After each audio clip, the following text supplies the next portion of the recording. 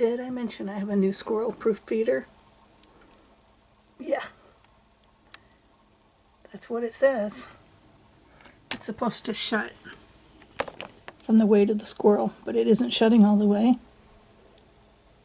I actually throw peanuts on the ground for him, so I guess there's not a whole lot of difference. I just prefer they didn't, you know, run the birds off. That's really why I use squirrel-proof feeders more than anything. But yeah, he seems to have figured out that he can still chew through that squirrel-proof feeder.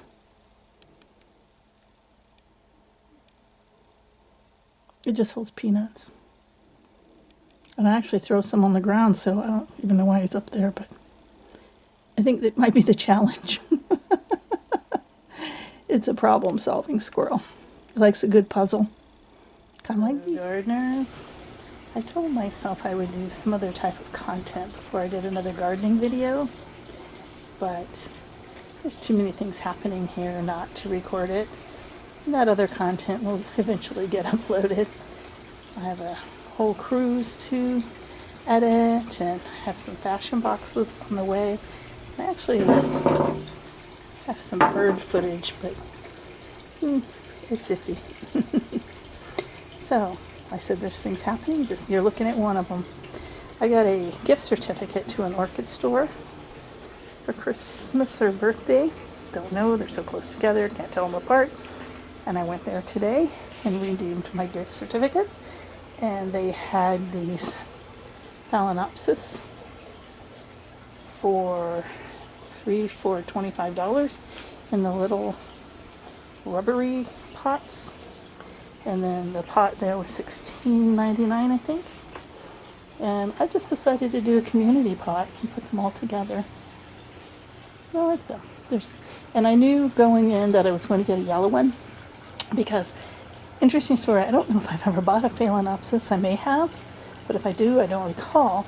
Typically I get them when other people get one as a gift. They quit blooming, they don't want it anymore, they give it to me, and then we got one in an arrangement. So I think everything I have is either white and purple, or purple. So I said, I want something yellow. So here's my yellow. This was my favorite one, the first one I picked out. And then the second one was the stripy one. The big stripy one, I mean. And then there's the subtle stripe one over here, too. Sorry, I'm with the camera that I see all wonky. So all three are in there. I don't know if they'll stay in there, but for now, while they're blooming, might be a bit better for them if they're not afterward. But for now, plus I didn't want to go buy pots today. But yeah, I think they're all beautiful and yellow. So, but let's see what else is happening.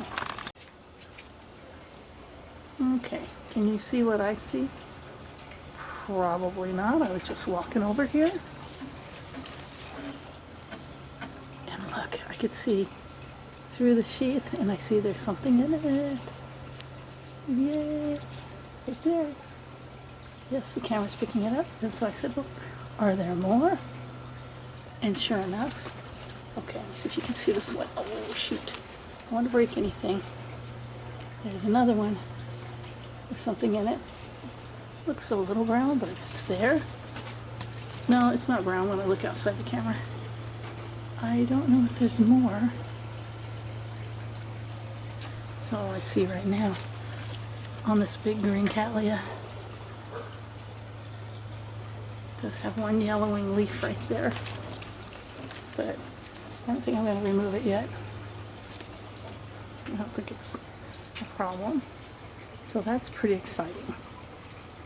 I don't remember if I covered this in my last one, but I had where I did a video on phals, and we knew that this one had the biggest one going. I staked it in the meantime. And then the second one has one going, but then the least mature one, I'm going to use the word mature for lack of a better term, appears to have a bloom spike as well. Looks to be the start of one. It doesn't look like a root to me. So that's pretty exciting to have all three of these putting up a spike. Oh, sorry, I was zeroed in, didn't realize it. And then my mini phals, the three that I bought from the Death Rack at, I don't know, Lowe's, I think, could have been a Home Depot, that I put into a community pot. I found one there as well.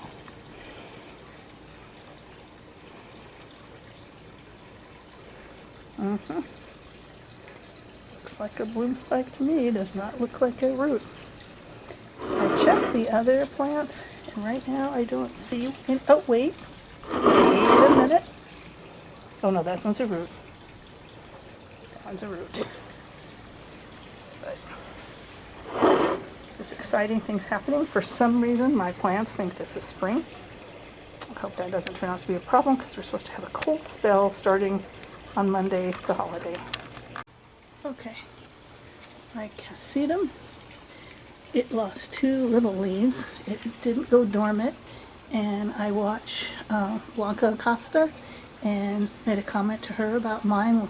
She said hers is still green too, so then I kind of did some research and discovered I'm going to quit giving it dryness because it is still trying to grow, and looky here.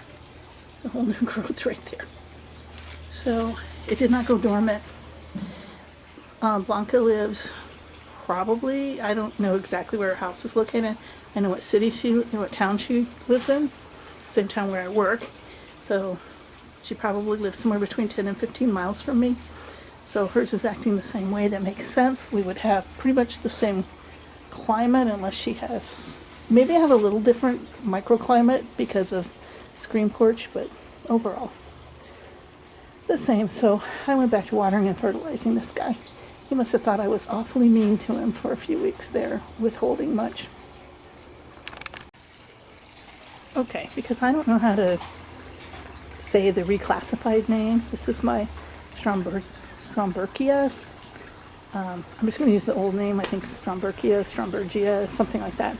Anyway, it has something going on. Remember all those tips I was talking about? And like, this one's kind of dried looking. And there's another one over there somewhere that kind of looked the same. But there was one that looked new. Yes, it did. And look at it. Yep. We have a bloom spike. Oh, look, it's got an ant on it, which is, I think, what their name implies. And, oh, I can get rid of that leaf there. Yeah. Yeah, that's pretty exciting. I can't wait to show you that, because usually the spikes on this are probably about 6 feet long. So it's pretty cool. It usually goes up, hits the top of the screen porch, folds around, comes back down. But this time maybe I can control it because I know what's going on. So that is so exciting. I couldn't be happier. I also have some cats with new growth. All different ones. I just moved the cart, so I can't see them all now. I twisted the cart around for the sunshine change, but that's exciting. I still have this one dendrobium bloom hanging on. It's the middle of January. And then what do I notice today? Another bloom spike on a dendrobium. Let's see if I can get it in there. Yeah, see? Look at there. I tell you what, I don't think you can kill a dendrobium if you tried on my screen porch. And believe me, I think I've tried by neglect for a couple of years. But not only did they hang on, now they're back to blooming and overdoing it. And this one Vanda that I got at the Tampa show, that Todd from Todd's Tropical said be patient. Not my strongest point, but I think that's somewhat new. I don't know if I've ever showed it to you. I think that's somewhat new, and it gives me hope. I didn't think this thing was going to make it, but it gives me hope. It was pretty dried out when I got it.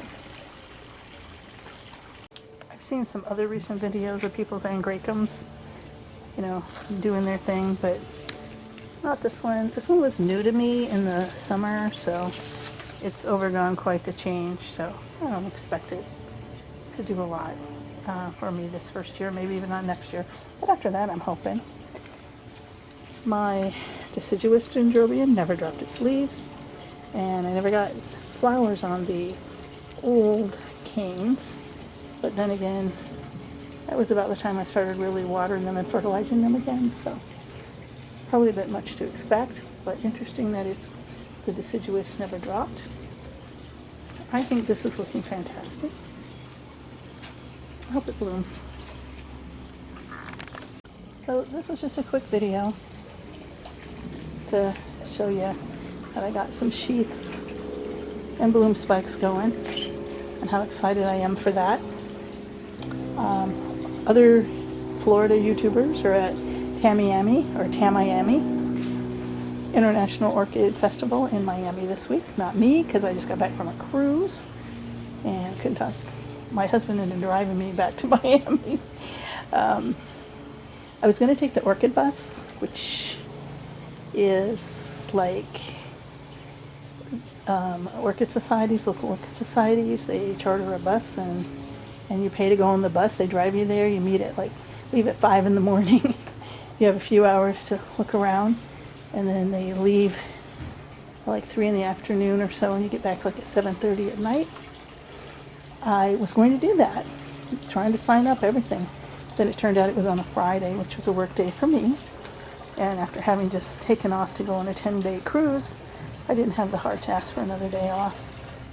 Plus someone had to do the payroll timesheets while I was gone 2 weeks ago, so I would have to ask them to do it again, and those are a pain in the tushy, so I couldn't ask. But anyway, definitely go look at Orchid Diva's channel, and you can see she's gone live with a bunch of Florida gardeners that I watch, like her and Todd's Tropicals and Blanca Acosta and what is the other woman's name? I know it. I'm getting old. I forget stuff. So anyway, one more final look at my new orchids I'm very happy with. And have a great weekend. Bye-bye.